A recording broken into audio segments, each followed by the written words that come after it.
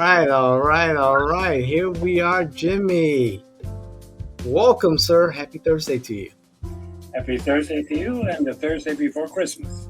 Indeed. I can't believe it's already Christmas. It's been quite the year. It's been quite the year. And man, I think 2025 is going to be even more exceptional. And 2026, I'm not even ready to start to talk about 2026 yet. But 2024 has gone by very quickly. We were talking in the green room there about what's been going on. What's been going on your end first of all?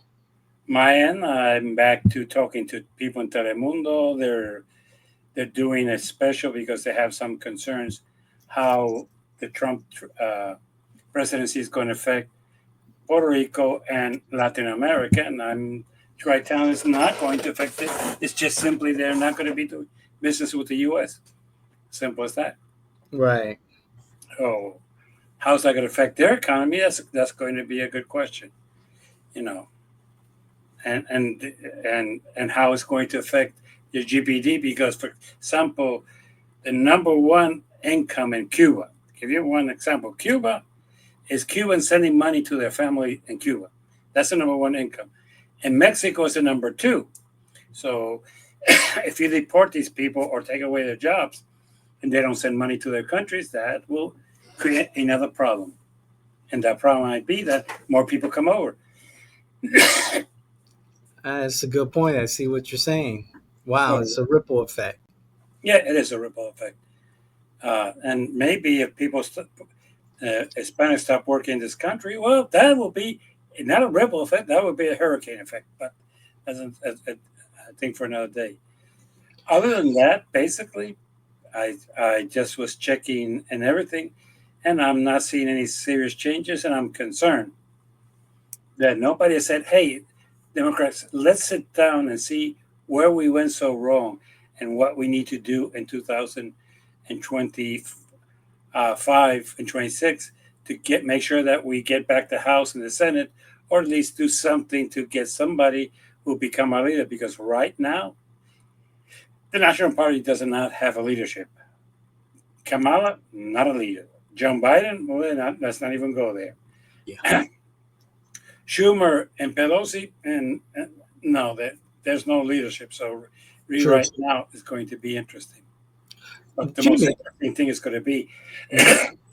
is that there's going to be no federal government working for the inauguration of Donald Trump. So okay, so there's two things there that you mentioned. First, I want to pull out your comment about Nancy Pelosi, and then talk about the federal government possibly shutting down. First, with Nancy Pelosi, she she pulled a fast one on Alexandria Ocasio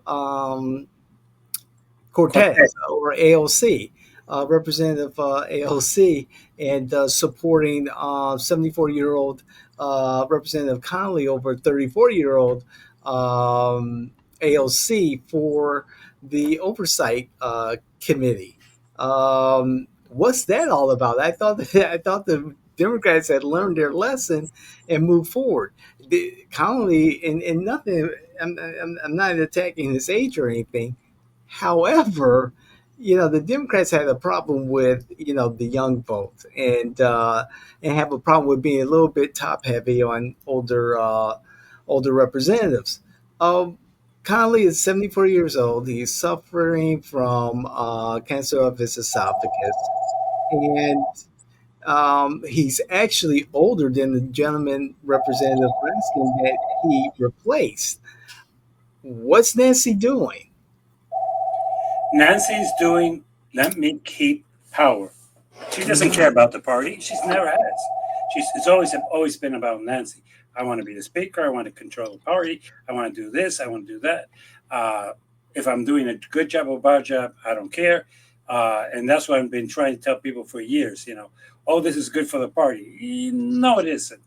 Unless the people in power think it's good, and they never really care about the party. They care about themselves. And Nancy is probably the worst in that area. She's always, are you loyal to me? Then I will back you, and things like that. She She has somebody who's supposed to be the minority leader right now, but he's just a little puppet there. She's making the decisions behind the line, and that's where we have a problem. That she is, and that's why I keep saying, what are they going to do? Are we going to continue pushing away our youth? Are we going to continue pushing away those who don't kiss the ring of Nancy Pelosi, even though that's not in the best interest of our national party? Then eventually, or either we're going to die as a party or become ineffective as a party because basically we have not been able to do our job. So yeah, Nancy, do whatever you want to do. Keep pissing off the progressive. Keep pissing off the youth, and then why don't you vote for us because you pissed us off? Sorry.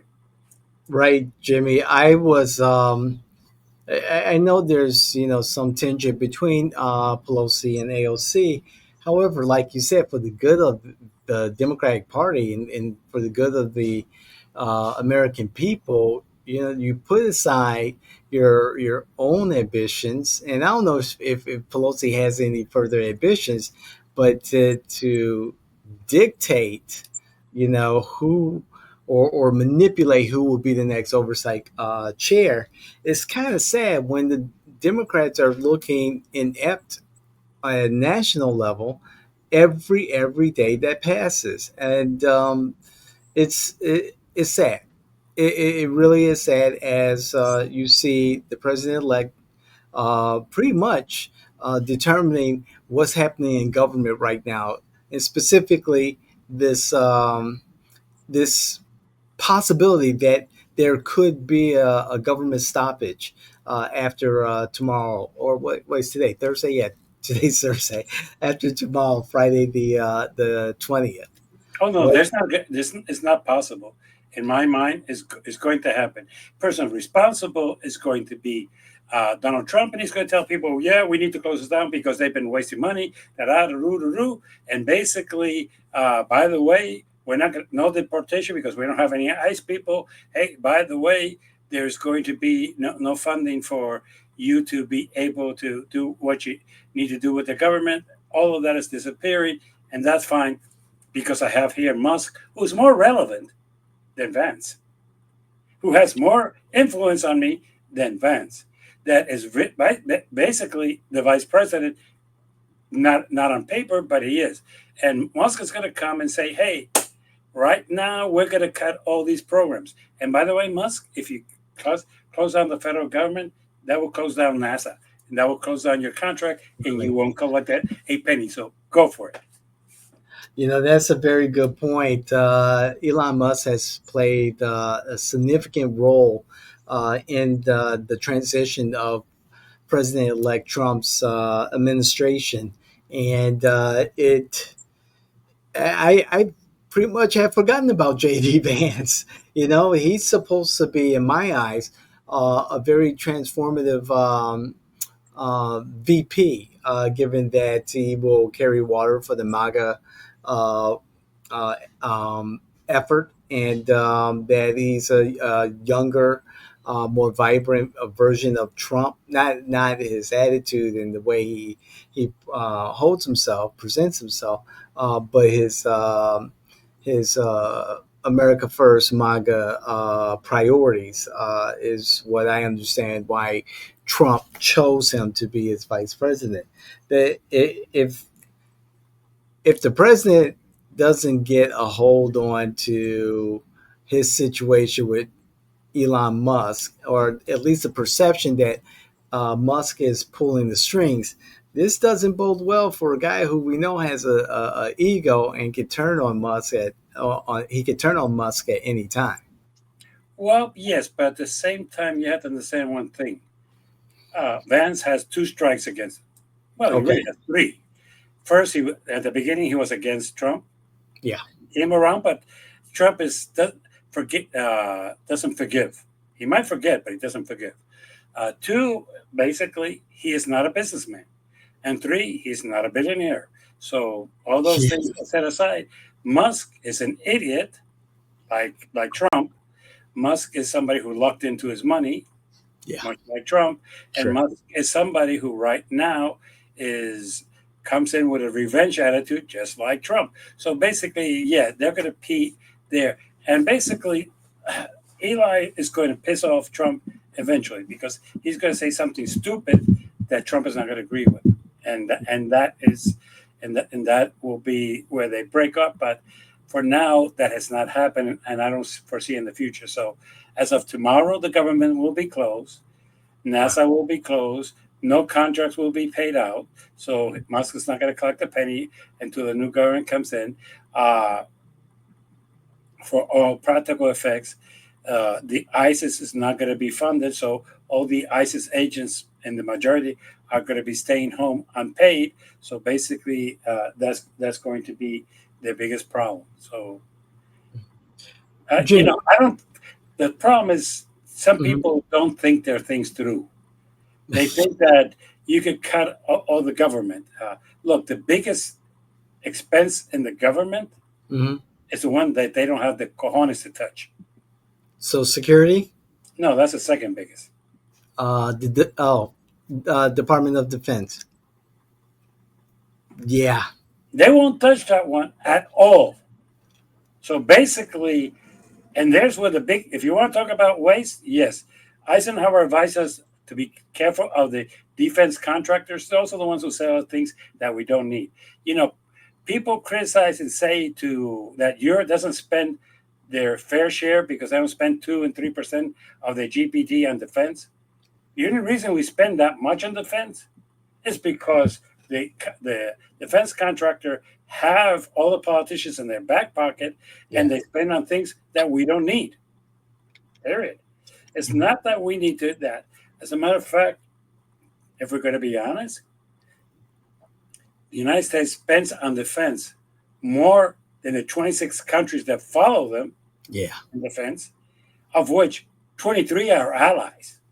Okay? The only ones that don't spend as much as we do right now, Russia cannot afford it anymore. Russia is bankrupt. China basically is right now spending it wisely. And what I mean by wisely is that they're producing their own stuff at what it really should cost, and not like we do that we overspend on our production because the defense contractors are going to make 300 times more than what it costs to produce it. China doesn't do that; they produce themselves, so they don't have to waste money on that. So, yeah, those are the only two countries that really come to the because Korea spends, but not it's more in their nuclear program. They have soldiers to give to Russia and to other people and Right. rent them out. Yeah, it's true. So, Yeah, like in the Ukraine right now. yeah, And to a little bit more on Elon, since he's playing such a major role. If in just a conjecture here, alternative reality.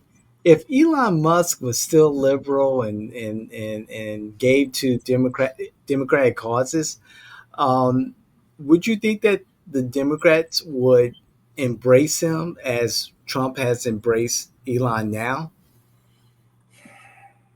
there was a time that they did. There Hmm. was a time when he was all for clean energy and stuff like that, and they did.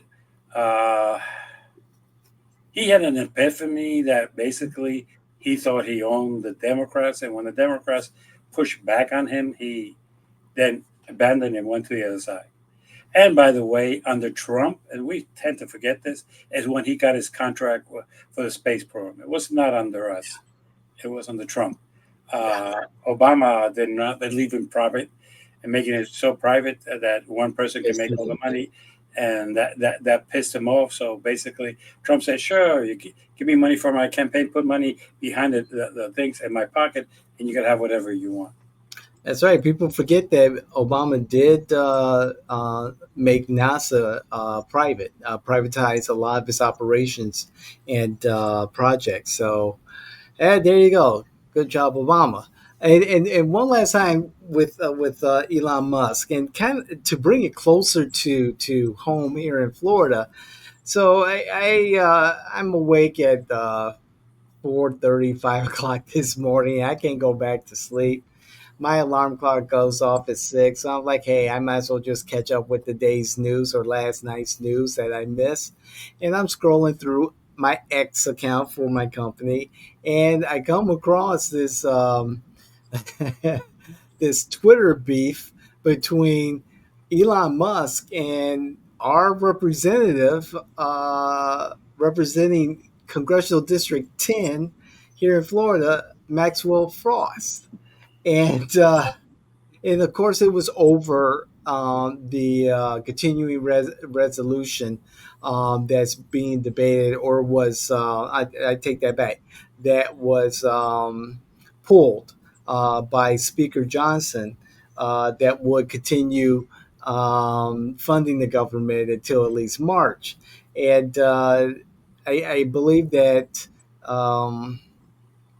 Representative Frost made a comment after a post that Elon Musk made, stating that, hey, we, shut down this continuing resolution. It was bad. This bill was bad. Good job, America. And Frost, retorted something like, this is great coming from a guy who lost 80% of the value of Twitter. And then in return, in that comment, in the comments between two of them, Elon Musk like, hey, you I think he called them a expletive, and then he said that you're not going to have a job in 2 years, and if he has to fully fund a campaign against them, and then Frost posted the official document to file for office here in Florida, and so we may see some additional activity in the Congressional District 10 that we weren't really expecting. And I don't know, Maxwell Frost, a Gen Z legislator versus the richest, most influential man in the world. I'd like to see how this plays out. Well, Bezos might disagree with you and say that he's the most influential and the richest. But look, knowing the, what I do know of Musk, between now and 2026, that's not going to be an issue for him. Mm-hmm. I think he said it yesterday just to say something stupid because he does. In 2026, I think he's not going to be uh, paying attention to that. In 2026, he's going to Right. have bigger fishes to fry because basically uh, the Republicans might lose the House if history repeats itself and the Democrats get their shit together, which that's the one that concerns me, that they get Yeah. their shit together because, uh, yeah, right now they're run by people who are not too smart. As a matter of fact, I'm going to ask a stupid question. People, comment to me. Who do you consider right now, nationally, the leader of the Democratic Party? Because I don't know. So I could contact him or her and say, hey, let's get our shit together. Because right now, there is nobody. There really is, and I understand the DNC chair of Wisconsin is interested in the role. I've seen his name pop up in Twitter posts. I've Who else have I seen or discussed that you could take seriously? I think someone mentioned David Hogg of the Parkland Well, notoriety he's running for vice chair of the DNC. vice chair. Okay, But okay. to be quite honest, even the DNC is a joke. And I'm Hmm. going to call them out too. What have you guys done? Oh, you ran? No, you didn't even run the presidential campaign. That was not run by the DNC. Let's get this clear. That Yeah. was not run by the DNC. That was run by seven idiots that jail got and put them in charge. And basically, they ran a campaign that a kid from fifth grade could have done a better job. But then I should.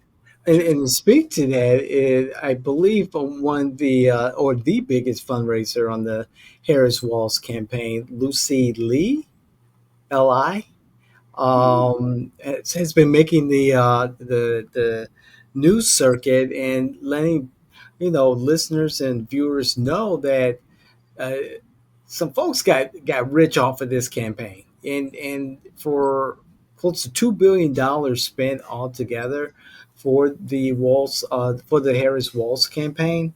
Some folks did walk away with some money, and I think we were talking about it in one of our shows how there was a media buy here in Florida when Florida wasn't even in play, and it's hard to get past so much money, Jimmy, being spent by the party, by the campaign for things that just seem so disconnected from reality.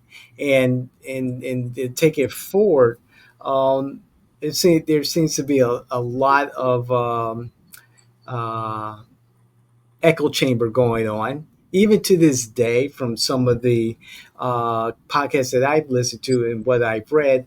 And also, it's a circular shooting gallery that's going on. Who's to blame? Who's to blame? And I don't know, Jimmy. I don't see anything different in the past that will say, okay, Dems, they're getting it together. They're on their way. Here's some great leadership. I'm not seeing anyone step forward in a meaningful way and say, you know, here's the problem. Now here are the solutions I have. Um, I don't know, Jimmy. Well, you have to understand there's 2 points. Mhm. One is that we talk about and criticize Trump if you uh, betrayed him, how he jumps all over you. Uh-huh. Betray Nancy, betray Schumer, Mhm. betray Biden, betrayed even Obama, and you're going to pay a price. And that is the problem that we have is people don't dare go say, hey, let me go forward because these idiots are going to say, well, this is the best candidate. Look, we knew a year ago that Biden was not up for reelection. Sure did. And what did we do? No, let's send out all these idiots to say that they talked to him last week and this and that. Look, I'm going to give you an example. Right now, Pete Buttigieg might have had a political future, but because he went all out and lied about Biden's thing, Yeah. and he's associated to the Biden administration, he's dead. Yes. Right? He's dead. Yes. The ex-governor of Michigan, she's dead. All these people who can be associated to the Biden administration, they're dead. So who are we going to recruit? Well, that's partly why Nancy did what she did. She wants to tell the progressives, don't you dare move forward because I'll cut your legs off. Well, guess what? Maybe it's time that somebody starts going out there and saying, hey, Democratic Party, get your shit together because right now, the old farts in control are destroying the party. And just say that. Just say it because it is true. I think what was exposed during this last election cycle, exposed of the Democrats, was the fact that um, one, the echo chamber is significant. Two, the consultant class ran the campaigns, dictated what the terms were, and profited a great deal. Another thing that, and I hope I can verbalize this correctly, it it it exposed the Democrats for being what they accuse Republicans of being, opportunists. And I saw that there's maneuvering, individual maneuvering to get to the next level. And I'm not seeing any type of accountability. And maybe because one, there's not enough Democrats to go around to challenge other Democrats for true leadership, or no one's really interested in the party. No, there's a third alternative. Okay, what you got? I'm going to use myself as an example. I was secretary of the party, Yes. state committee man, and basically, when I endorsed Bernie Sanders for president against Hillary Clinton, I was targeted. I had a target in my back, and I paid the price. I'm no Mhm. longer state secretary. I am no longer committee man. And basically, at this point, Many people consider me a liberal in the party, and they don't want liberals because they don't want to cede their power. I was the one who kept saying what you just said 2 minutes ago. State Democratic Party wastes its money on consultants and does nothing other than waste money. That got me into controversy. The only way you're going to be able to do something here is somebody who, like Bernie Sanders, and let me tell you, that's why they were so scared and they stole away his election in Yeah. 2020, is because he could gather the people. He is saying something that the people want to hear, and they do not want to concede power. The idea of running Kamala it was because Kamala was one of them, and Kamala would allow them to continue to have power. They look. Nobody ran for in the primary because they were told flat out, "You run for president, we will kill you." And for the Yes. record, the one that they killed was one of the most popular Democrats who is crazy. And I will accept he's crazy, whose name is Robert Kennedy. Robert Kennedy wanted to run as a Democrat, Yes, he but did. he, Yes, he did. he was pushed away and he was forced to run as an independent. Why? Because we want to keep the powers within ourselves. We have a problem within the Democratic Party. Yes, you don't need somebody with charisma. You need somebody with cojones to say, fuck it, I'm going to take a risk and I'm going to go forward and I'm going to run for president. And right now, there's nobody. Fiddlerman has told something that I really requires cojones. He said, I don't give a shit how the party's going to vote. I'm going to listen to everything and I'm going to make my own decision.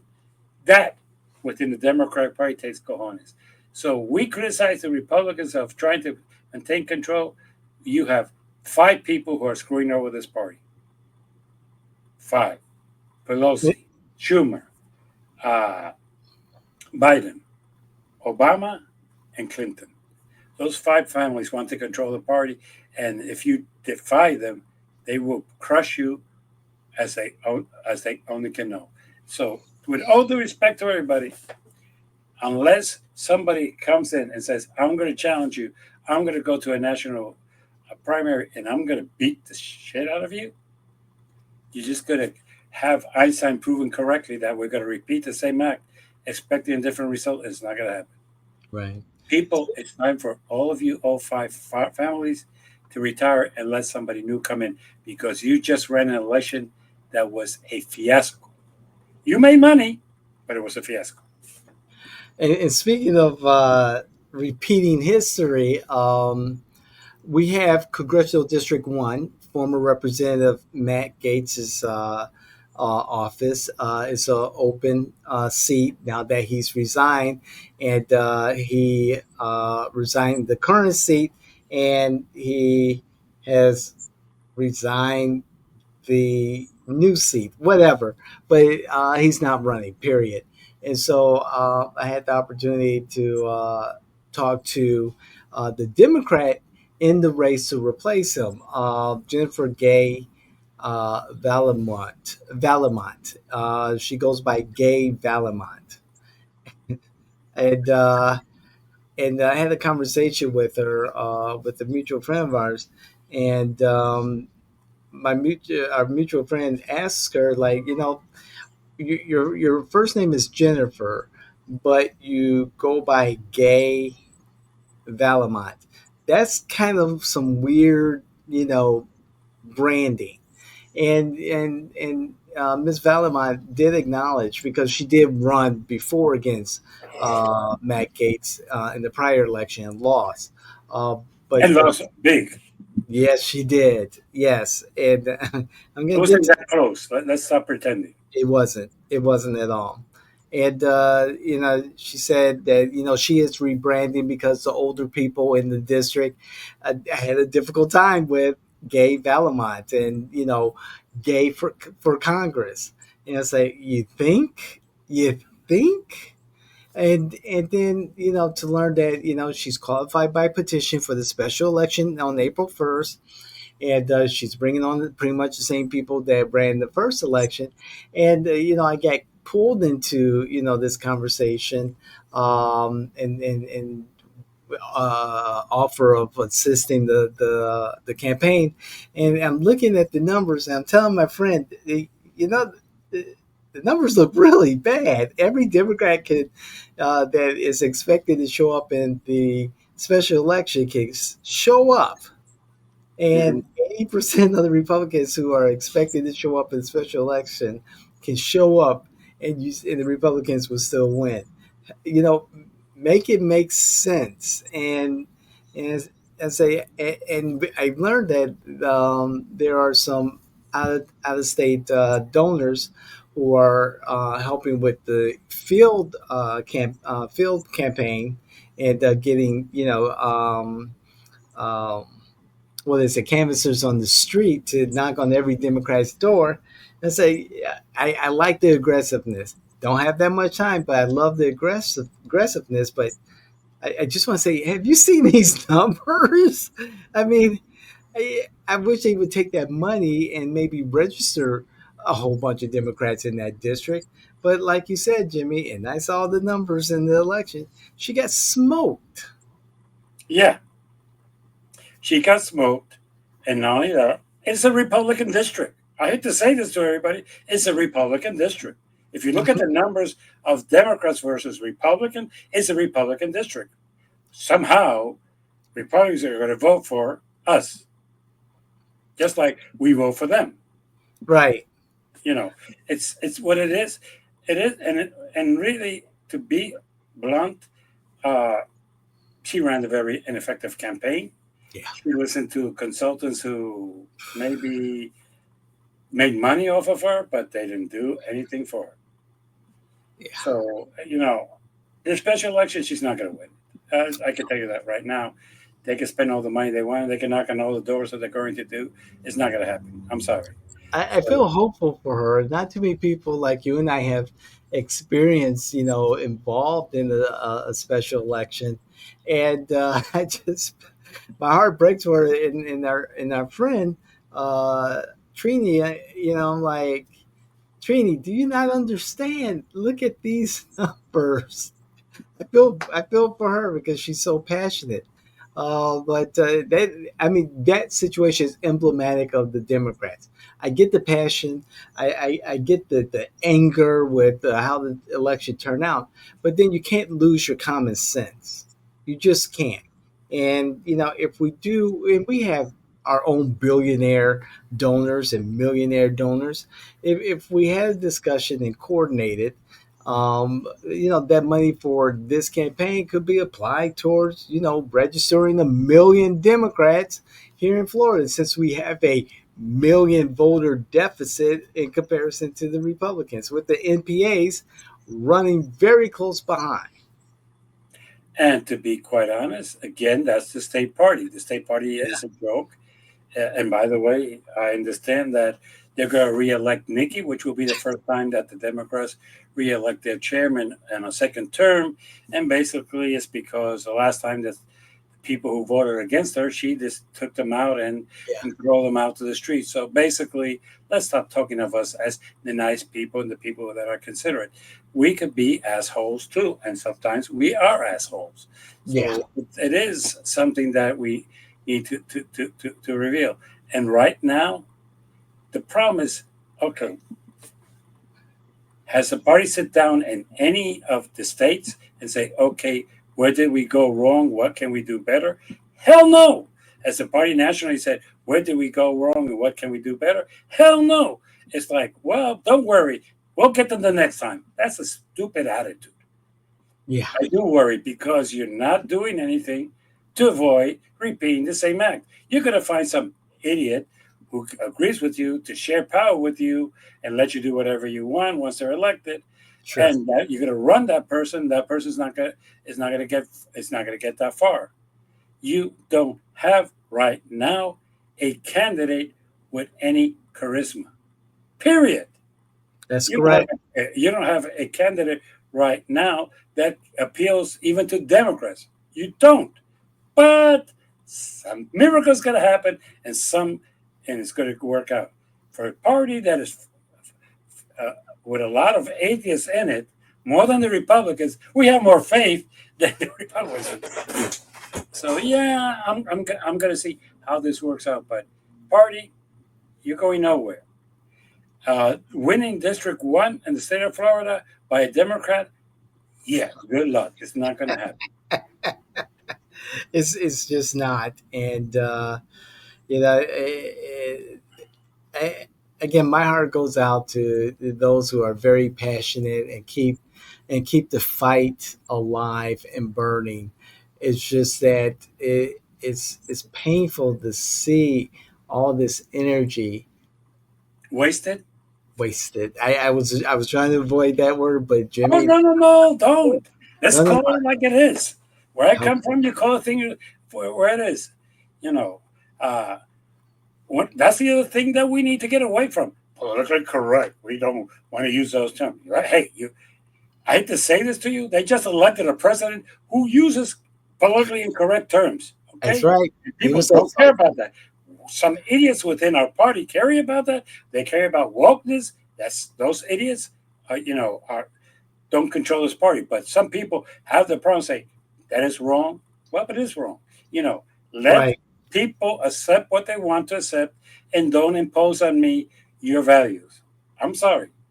And This is the people want to worst. see want to see their electeds. They want to see the people they're interacting with be authentic, and that's one thing that has come up in the analysis that I've reviewed is that the perception of Kamala Harris and the perception of Donald J. Trump.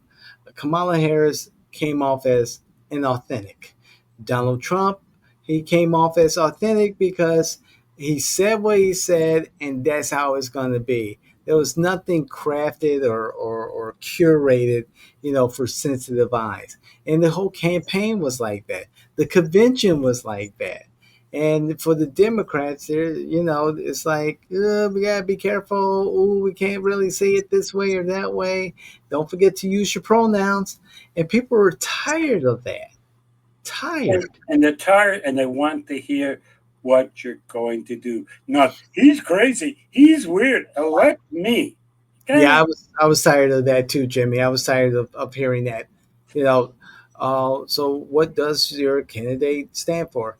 Donald Trump is the worst. He's Hitler. This is going to be a fascist. It's like, but wait a second. What about your candidate? Talk to me about what your candidate is going to do.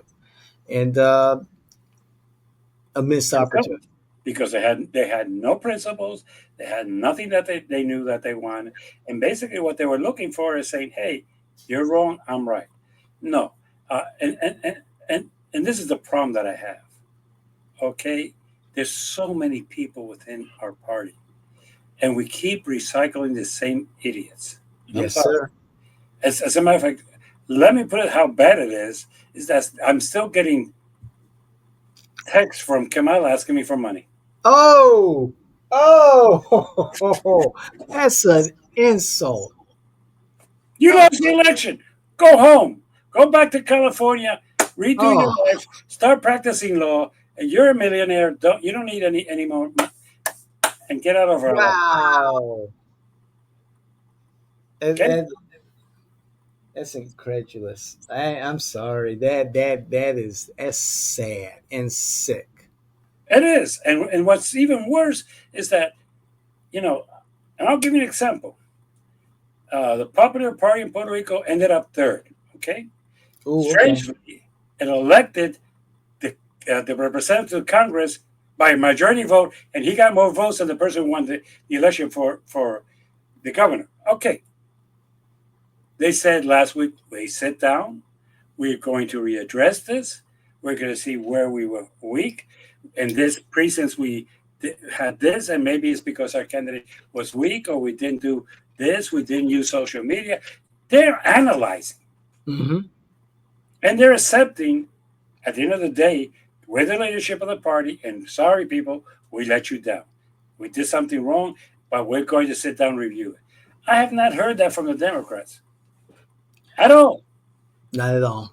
It's like, okay, we're going to continue doing the same thing because we are the party that wants to prove that Einstein was correct.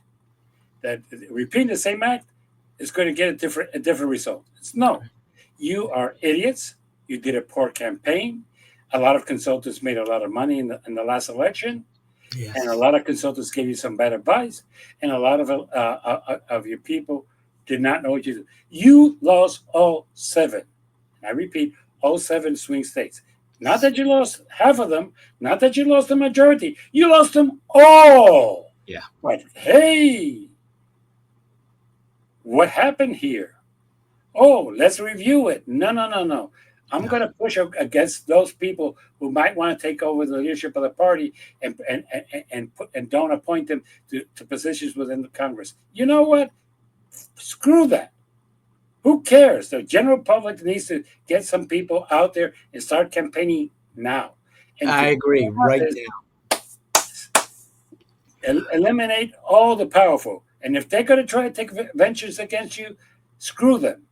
Okay? Mhm. Because at the end, that person is going to be as powerful as Trump, and he's going to take venture against you and going to say, Democrats don't vote for that person. Mhm. That's what we need. Who is that person right now? We don't have it. No one. Can we think of somebody? No. But Mhm. right now, somebody's going to come over and take over this party. And I pray to God that he does a better job than what Pelosi, that Schumer, Biden, Obama, Clinton, Harris have done, because they have done a horrible job. You lost the election, Yeah. go home. I Well, you gotta hope for the best for the Democrats and prepare for the worst. Again, like I said, I don't see any significant leadership statewide or national level that will come in and be able and willing to take on and criticize the Trump administration.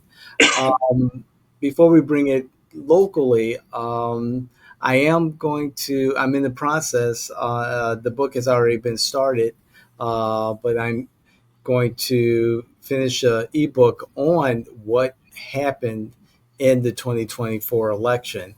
And and I'm glad I'm waiting before making any significant public remarks. But a lot more data is coming back and coming out, and people are talking more and more, not as candidly as they could be, and you have to read between the lines. Uh, but hopefully, this will be, one of those opportunities that Democrats could look at and say, okay, there's some good ideas here. There's some, and we'll, take a pass on, but at least ignite some type of passion amongst the organizational Democrats to say, hey, we need to have a hair on fire type of response right now. I don't know if there's going to be any protests at the swearing in ceremony. I don't know if there's going to be another million woman march. Uh, No. it just seems like Democrats are just defeated, and those Democrats who are loyal, they're a little bitter right now. Ask my mom. Well, I'm going to say this. You say have hope based on what? I haven't seen Mm, anything to give me hope. I mean, I keep seeing the same five families controlling the party nationally who yeah, are not going to go anywhere. I keep seeing people telling me, well, they should. I have not heard of anything saying, hey, in January, we're going to go to a retreat and we're going to sit down and we're going to discuss this. I haven't heard that. yeah, I haven't heard, hey, we're going to do a protest against this. I haven't heard that. The truth of the matter is what I need to hear is somebody saying, screw these people. We need to sit down. We need to take over our party. We need to send these old farts home and do something about it. Look, to be honest, let's mhm, learn from history. But I used the wrong example for you people, but I'm going to use it. Here comes Donald Trump from left field, yeah. never part of the Republican Party at all. That's true. Former Democrat. A lot of his supporters in his little, group of influence, former Democrats. Tulsi Gabbard, Okay, RFK Jr. then he Yeah. turns around, goes down the scales and say, look, This is what the people want. And he takes an attitude that he destroys the leadership of the established Republican Party nationally. He That's just right. destroys it. He goes out there and everybody says there's no way he could win a primary. Well, he beat 16 people. He took them out. 16. Okay, he took them out. Yes, he did. And he talked about weird things. He's kind of crazy. There's no way he can win this election. He won the election. Why? Because we want now a second Clinton term in town, and people remember the first one, and Clinton was a horrible president. Mm. Okay? He screwed over welfare. He screwed over with the contract to America. He did things that really screwed over Puerto Rico, and to Puerto Rico's empowerment is because of Bill Clinton, the idiot. And NAFTA. basically, they say, well, we're going to bring back not the simpatico one, we're going to bring back the asinine one, and we're going to make her president because we need to have a woman president. And even though the biggest numbers were from Bernie, we cheated Bernie out of the election doing a couple of things, and now we're going to put her. We went to a convention of which I was a delegate, and basically it was imposed on us that we're going to fall in place. Wow. To be quite honest, she lost. Yeah. But the Clintons are still influential in this party. The Obamas are still influential in this party. We're going to go into the pandemic and basically barely win the election in 2020 and think that everything's okay. We put a nincompoop in office, and basically nothing really happened, and basically the economy was tanked, but we're going to get him reelected, and then 180 days before the election, we turn course and put somebody else. But no. With all due respect, it's time for all those fine families to go. Look, one thing I've learned about politics is if you lose an election, the only person who's be able to come back was Trump. Yes. But in these modern times, if you think that Harris is going to be able to come back, you're an idiot. No. Any of those five families are going to be able to come back, you're an idiot. No. So at this point, we need new blood, and maybe we need somebody who's not within the hierarchy of the five families or of the House or the Senate. Come up and say, "Okay, people, this is what you need to hear. This is what you need to do, and this is where you need to go." And maybe it might not even be politically correct, but I'm here for the worker. I'm here for the middle class. I'm here for you people who are being screwed by the Republicans. I'm here for you, for the people. Look what he just done. He put all the billionaires to suck more money out of you. Let's make this back to the middle class. Mm-hmm. Yes. Oh, well, wait a minute, Mr. Alfan. What you're saying is not politically correct. Look, you know what? You know how many times Trump said fuck in his campaigns and he got elected? You know, he spent 20 minutes talking about another man's penis and he got elected. You know, he talked about how horrible Biden was and his son and that they were corrupt and he got elected. So this thing that to get elected you have to be politically correct is stupid. But who are we going to find? I don't know, because everybody's afraid of the so-called Democrat establishment. And I understand why. And what we do know is that whether it's of her own will or fruition or the Democrats, but we learned today that, or not today, a couple of days ago, that Representative Anna Escamani is going to challenge incumbent Buddy Dyer for mayor of Orlando. She announced on Monday. I thought it was maybe a little bit too soon, but there's always that holiday fundraising she can always do. But it looks like Buddy Dyer will have a significant challenger to his 25. I think by the time the election rolls around, it would have been 25 years plus that he's been mayor of Orlando. And you see the usual excitement by the progressive class of Democrats. In the media, also and Escamilla is a darling of the Orlando Signal. Um, and I believe she stated in her statement that the reason for filing early, one of the reasons for filing early, is to get that fundraising dollar to raise as much money as possible because she knows it's going to be a tough battle against Buddy Dyer. And despite the fact that people are saying or reminding one another that Buddy Dyer said that this was going to be his last term, I just don't see it. I do, and I see it because, like you say, he's going to have a formidable candidate, and if there's one thing he doesn't want to do is leave defeated. This way, he says, "I'm not running unless Anna run against whoever she's going to run."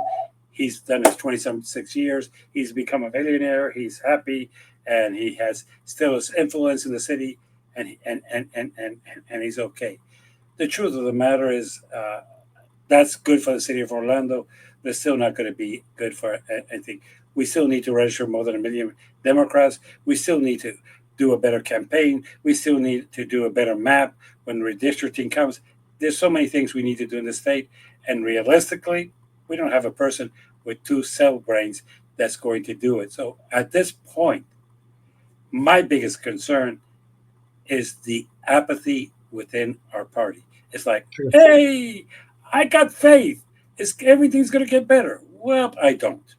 Why? Because I don't see anything done that will give me faith. Anna can win Orlando, fine. And I love Anna to death, and that's fine. How's that going to help us get a new president? Not at all. Orange County is Democrat. It's going to continue to be Democrat, and basically, that's not going to be an issue. The issue is going to be how are we going to win back the state? Who is going to be our presidential candidate? And basically, how are we going to elect more Democrats to the House and the Senate in Florida? That is not being discussed. And At and this we point, nothing has been discussed. and we've laid down twice now, two rounds of what Democrats can do to become relevant again.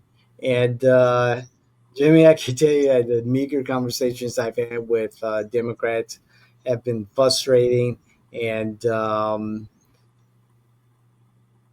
I guess just empty, more empty promises of, we'll win orange again, but we see, the Republicans nibbling at the corners.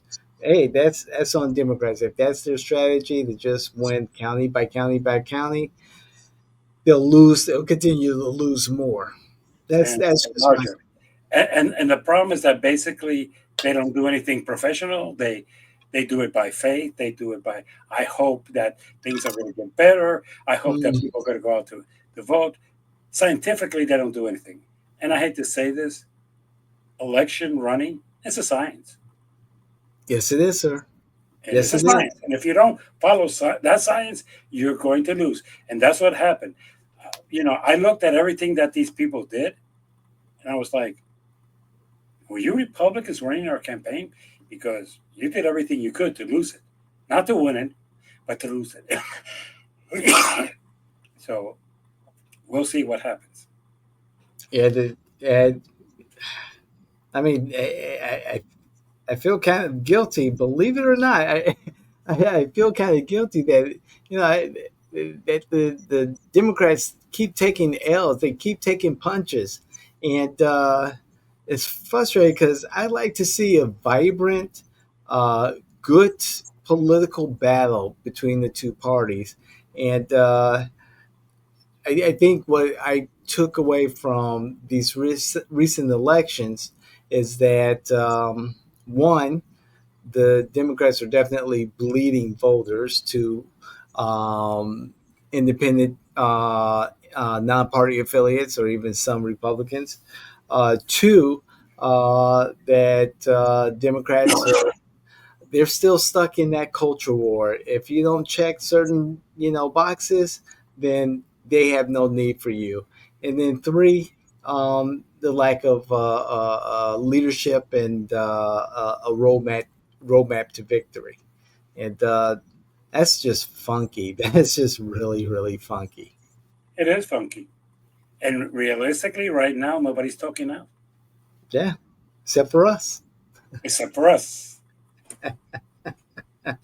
Well, with that, I think we could go and do Christmas, which is next week. And I want to wish you all, I'm going to be politically incorrect. I wish you a Merry Christmas. I hope that your Christmas is full of joy, surrounded by your loved ones, your family members, and everything. I wish that in the New Year's, God, God brings you a lot of good things. Whoa, I did say that. Okay, yeah, I've become the controversial Democrat. So basically, yes, and that we sit down in 2025 and restructure our party, end our wokeness, end our politically correct, and dedicate ourselves to helping the middle class, to help the poor, which is much more important than those two things, to make sure that people are properly represented, that people are happy, that people work less hours and make more money, and that people do the right thing. Look, wokeness is not going to put money in your pocket. It's not. Wokeness is not going to win you an election.